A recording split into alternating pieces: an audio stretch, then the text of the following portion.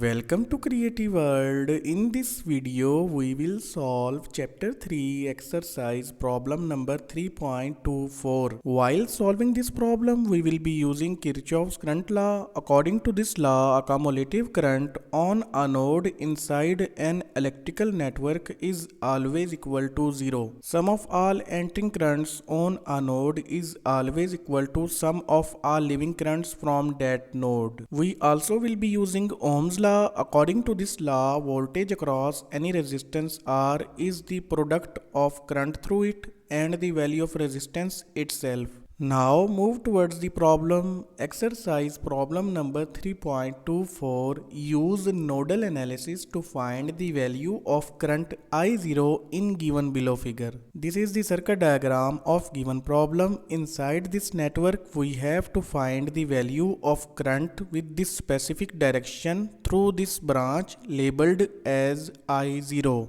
And we have to use nodal analysis technique. So without wasting time, let's proceed towards the solution of the network.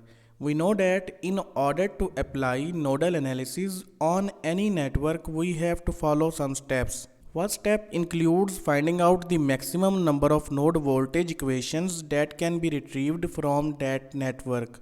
So using this equation, we can find out that figure. In this equation, n represents the number of nodes exist in the network. This network have 4 number of nodes. So 4 minus 1 will be equal to 3. Maximum 3 number of node voltage equations can be retrieved from this network. In next step, we have to label all unknown non-reference node voltage. So these 3 non-reference node voltage are labeled as V1, V2 and V3. This node is considered as reference or ground node. Now before we proceed further, if we observe there is a voltage source connected between two non-reference nodes. So we know that if a voltage source is connected between two non-reference nodes, we cannot solve that problem using simple nodal analysis technique. In order to solve that problem, we have to switch super node analysis. In that technique, we merge the voltage source to its adjacent nodes.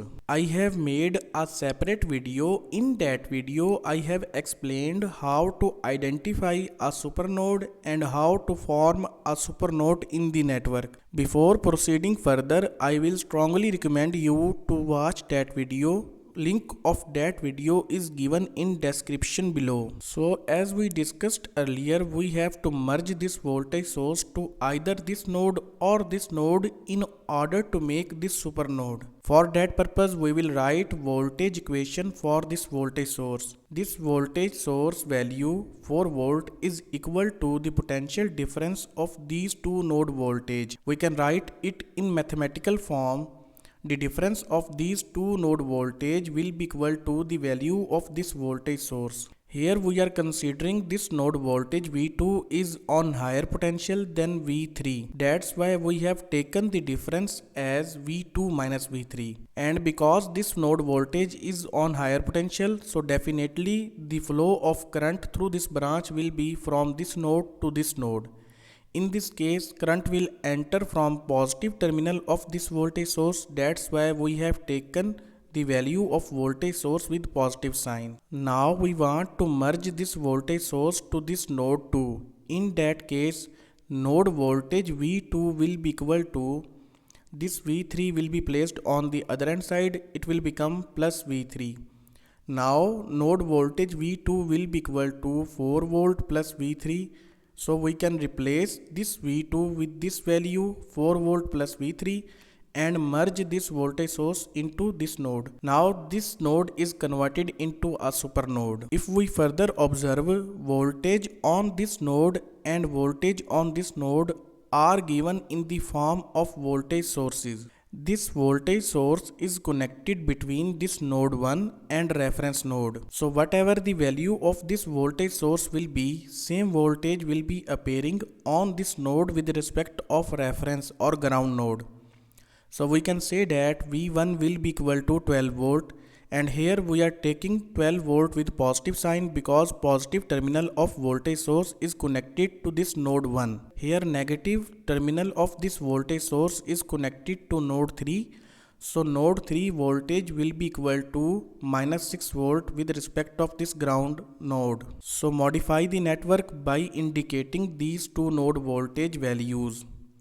V1 is equal to 12 volt and V3 is equal to minus 6 volt. Now in order to calculate the value of current I0, we will apply Kirchoff's current law on this supernode. But before that, we have to assume all unknown branch currents along with their directions. KCL equation for this particular node will be I1 plus I2 plus I0 minus I3 equal to 0. Here three currents are entering towards this node I1, I2 and I0 while only one current is leaving from this node. In next step we have to replace all these currents with their respective equations. Current I1 will be equal to the potential difference between these two nodes divided by the value of resistance. Current I1 will be equal to the potential difference between these two nodes divided by the value of resistance. Direction of current I1 is from node 1 to node 3, which is indicating that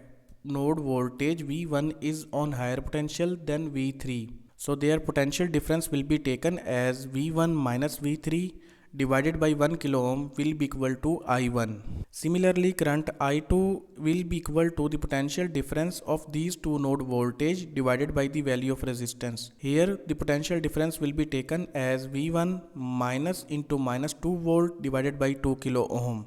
Current I3 will be equal to minus 2 volt across this 1 kilo ohm resistance divided by the value of resistance. We don't have to worry about this current I0. There is no need to replace it with its respective equation because we are interested to calculate its value, so we will leave it as it is. Now in next step we will replace all these variables with their values because we know their values.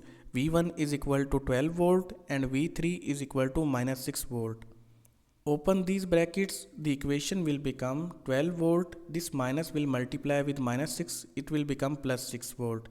Same case will be here, minus will multiply with minus 2 volt, it will become plus 2 volt. And this minus and minus 2 volt will become plus 2 volt. Now add 12 volt and 6 volt together, it will become 18 volt.